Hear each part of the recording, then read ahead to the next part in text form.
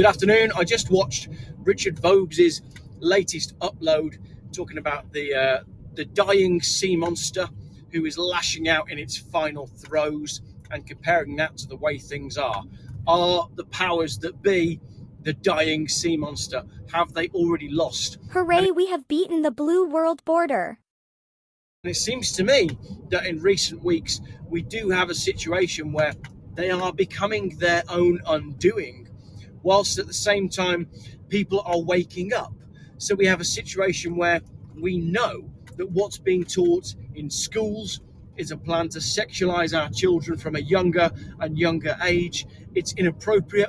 We have the BBC, the British Broadcasting Corporation, that seems to constantly be trying to undo itself with the various scandals that come its way. And then we have the fact that they have a statue of a paedophile outside their headquarters and they refuse to remove it. They are showing their true colours, and the people are waking up to the scam that has been foisted on us. So Yay!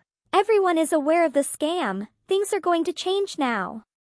as the sea monster dies, as Richard said, and lashes out and takes its final breath and throws everything it can at us in order to control and manipulate us as best we can, it's important that we continue to vibrate with a higher level of energy, work ourselves on a higher frequency than that which is being foisted upon us. Thank God for that.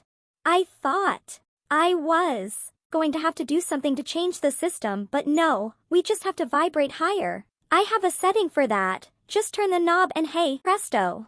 And if we can expose things as they come out, if we can call the shots as we see them, we can win this thing simply by standing on the moral high ground and saying, no, enough is enough. I don't want to see inappropriate things being taught in a classroom by teachers who are scared to speak out because they're going to lose their jobs.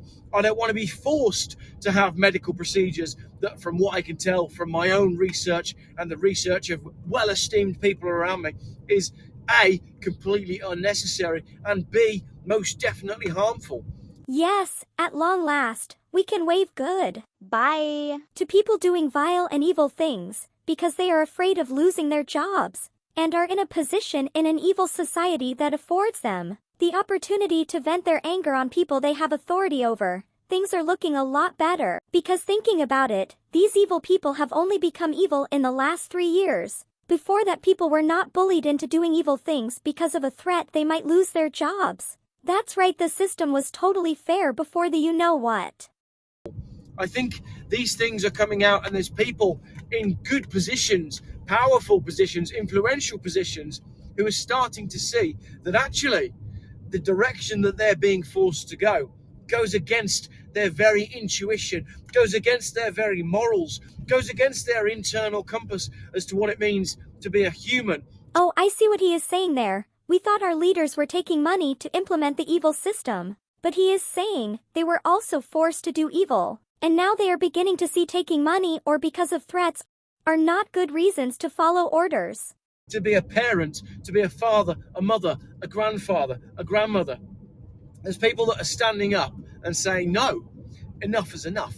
Many people now want an end to this greed-driven evil system. I'm sure we can find enough special people who, if paid enough, can create a better system, a better world. To expose these things where they stand. And I really like Richard's analogy. And if we can keep the energy up and spread the message that we're winning this thing purely by exposing what they're up to. Why didn't we think of this before? All we have to do is expose what they are up to and replace them with good, well-meaning people who can slip into their positions in the system. We can build a better future for our little ones and your little ones and everybody else's little ones, because we no longer want to be governed by a corrupt system, a corrupt bunch of politicians on both sides of the curtain, red and blue, who protect paedophiles, who protect those that destroy the lives of innocent people, who stand on the wrong side of morals, who stand on the wrong side of history, and who stand on the wrong side of the will of the people. Did he just say he no longer wants to be governed by corrupt people in a corrupt system? He wants change. He wants to be governed by people in good positions, powerful positions, influential positions who have seen the error of their ways. Time to call it all out. It's time to say, no more, enough is enough. I like it. I like it a lot. I like the energy in Richard's video. I like the fact that people are starting to see that they've been pushed too far. It's like the system is becoming its very own undoing, in that the agenda, the direction, the final location that the system wants to get to is a bridge too far for most people, and they've shown their cards too early. We can see that we're being governed by paedophiles. We can see questionable things happening in every which direction. We can see the will of the people being ignored, whether that's consultations being ignored, or elections being rigged, or local councils riding roughshod over their people in this chase for net zero, which is balls if you do any research on it at all. But still, councils are following it and chasing it through, and the people have had enough, and they're saying no.